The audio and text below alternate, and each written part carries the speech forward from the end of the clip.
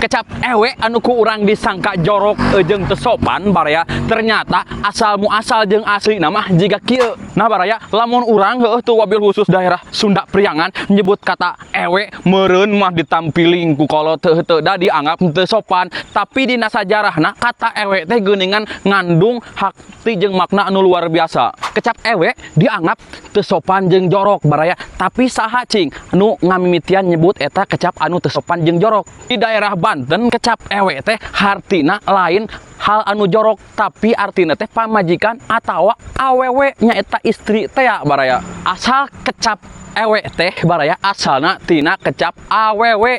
Nah kulogat orang kampung mah sok dipondokeun eta teh awewe wewe ewe, tujuana ameh babari ngucapkeunana baraya heueuh teu.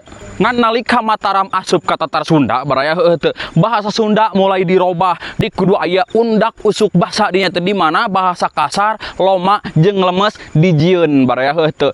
Sehingga kata ewe dianggap kasar, padahal harita bahasa ewe teh nyaeta kecap anu paling ngeunah dipake jeung ngobrol sapopoe baraya. Jadi ulah sok salah paham lamun aya ti daerah batur nyebut bahasa ewe gitunya jiga bahasa sapopoe, da emang eta teh ceuk maranehna mah lain bahasa anu kasar baraya. Nah kira-kira di daerah baraya bahasa ewe masih keneh dipake henteu? Naon hartina?